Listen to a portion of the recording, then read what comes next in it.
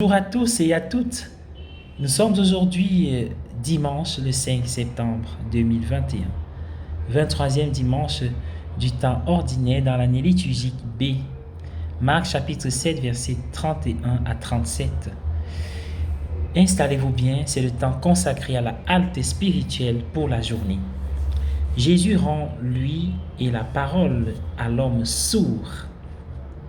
Il ne s'est pas contenté de lui donner une tape sur la tête, comme on lui avait demandé de le faire. Les pauvres et les exclus de la société ont tellement l'habitude d'être traités avec condescendance qu'ils sont souvent contents même de cela. Mais Jésus lui a rendu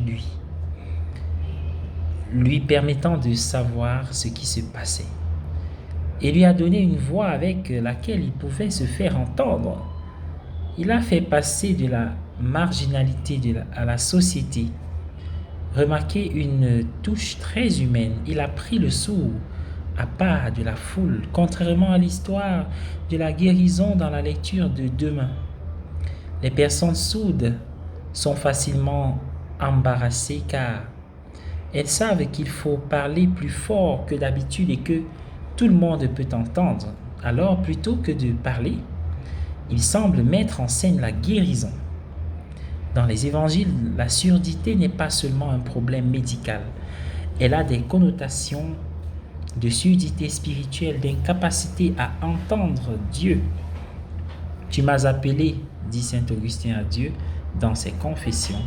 Tu m'as appelé, tu m'as crié à haute voix, tu as franchi ma barrière de surdité. Tu as brillé sur moi, ton rayonnement m'a enveloppé. Tu as mis en fuite mon aveuglement. Tu as répandu ton parfum sur moi. Moi, j'ai respiré et maintenant, je te cherche. Je t'ai goûté et maintenant, j'ai faim et soif de toi. Tu m'as touché et je brûle pour ta paix. Remarquez qu'Augustin a utilisé les 5 sens dans cette phrase. Lui, il a vu l'odorat, le goût, le toucher. Tous les sens aspirent à Dieu.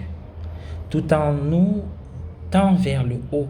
Tout en nous, tout notre être est une aspiration à Dieu. Et inversement, si nous cherchions vraiment Dieu, nous serions vivants dans tous nos sens. Beaucoup d'entre nous sont à moitié morts, endormis, insouciants, habitués à s'ennuyer. Nous sommes appelés à être pleinement vivants.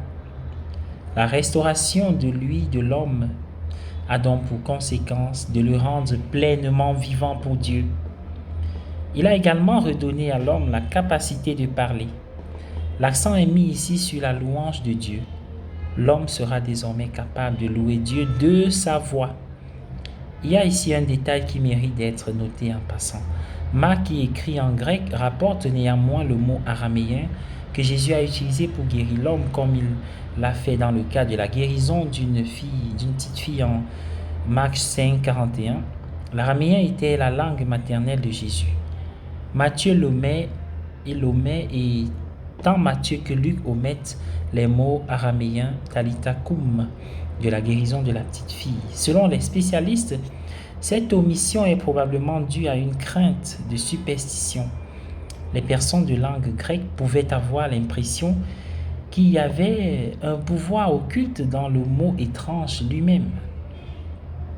La magie n'est jamais loin de la religion et il faut être très prudent. À notre époque, on accorde parfois une importance malsaine aux miracles, aux apparitions, aux messages et même à une époque au statut mobile. Nous ne devons jamais oublier que la religion n'est pas une affaire de signes et de miracles, mais qu'il s'agit d'écouter la parole de Dieu et de mener une vie tournée vers Dieu. En outre, comme nous l'avons vu dans la façon dont Jésus a traité le sourd, la sensibilité et la gentillesse doivent nous caractériser. Et d'ailleurs, pour tous ceux qui visitent les lieux des apparitions, il y a toujours ce côté d'ouverture vers l'humanité, vers l'altérité, au secours de l'autre, au nom de l'Évangile.